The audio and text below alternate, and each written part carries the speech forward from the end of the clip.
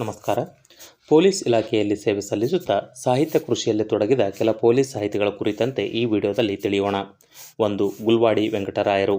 ಕನ್ನಡದ ಮೊದಲ ಸಾಮಾಜಿಕ ಕಾದಂಬರಿ ಇಂದಿರಾಬಾಯಿ ಕೃತಿ ರಚಿಸಿದ ಗುಲ್ವಾಡಿರವರು 1844ರಲ್ಲಿ ಕುಂದಾಪುರ ಬಳಿಯ ಗುಲ್ವಾಡಿಯಲ್ಲಿ ಜನಿಸಿದರು.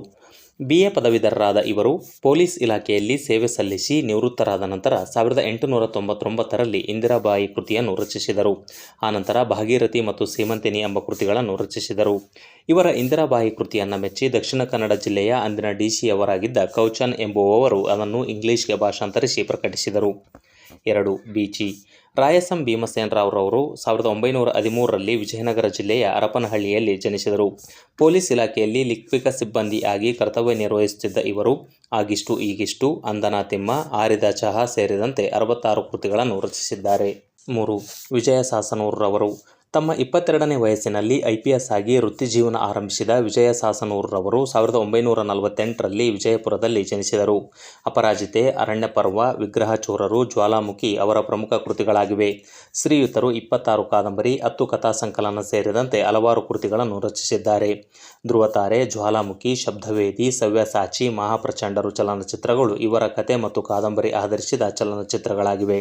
ಇವರಿಗೆ 1991ರಲ್ಲಿ ರಾಜ್ಯೋತ್ಸವ ಪ್ರಶಸ್ತಿ ಲಭಿಸಿತ್ತು. ಶ್ರೀಯುತರು 2001ರಲ್ಲಿ ನಿಧನರಾದರು. 4. Doctor DC ರಾಜಪ್ಪನವರು.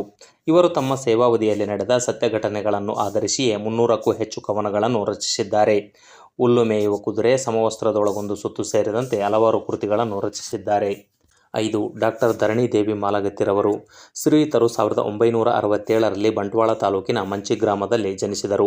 ಉಪನ್ಯಾಸಕಿ, ಸಂಶೋಧನಾ ಸಹಾಯಕಿಯಾಗಿ ಸೇವೆ ಸಲ್ಲಿಸಿದ್ದ ಇವರು 2006ರಲ್ಲಿ DYSP ಹುದ್ದೆಗೇರಿದರು.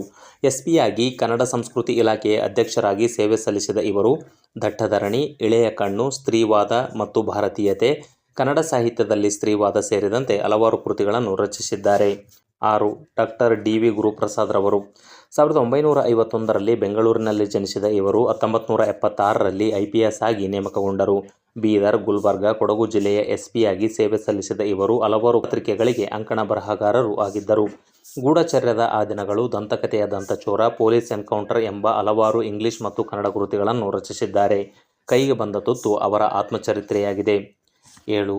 PS ರಾಮಾನುಜಂ ರವರು. IPS ಅಧಿಕಾರಿಯಾಗಿದ್ದ ಇವರು 2001ರಲ್ಲಿ ADGP ಆಗಿ ನಿವೃತ್ತರಾದರು. ಇವರು 1941ರಲ್ಲಿ ಚಾಮರಾಜನಗರ ಜಿಲ್ಲೆಯ ಹರದನಹಳ್ಳಿ ಹೋಬಳಿಯ ಬೇಡಮೂಡಲಿ ಎಂಬ ಗ್ರಾಮದಲ್ಲಿ ಜನಿಸಿದರು. ಇವರು ಕೊಡಗು ಜಿಲ್ಲೆಯ SP ಆಗಿದ್ದಾಗ ಕೊಡವರ ಕುರಿತು ಅಧ್ಯಯನ ಮಾಡಿ ಕೊಡವರು ಎಂಬ ಕೃತಿಯನ್ನು ರಚಿಸಿದ್ದರು. ನಕ್ಷತ್ರಿಕರ ಲೋಕದಲ್ಲಿ, 101 ನೆನಪುಗಳು, ಬೆಳಕು ಹರಿದಂತೆ, ರುಚಿರ ಅವರ ಪ್ರಮುಖ ಕೃತಿಗಳಾಗಿವೆ. ಇತರೆ ಕವಿ ಸಾಹಿತಿಗಳ ವಿವರ ಕೆಳಗಿನ ಡಿಸ್ಕ್ರಿಪ್ಷನ್ನಲ್ಲಿದೆ, ಗಮನಿಸಿ. ಧನ್ಯವಾದಗಳು.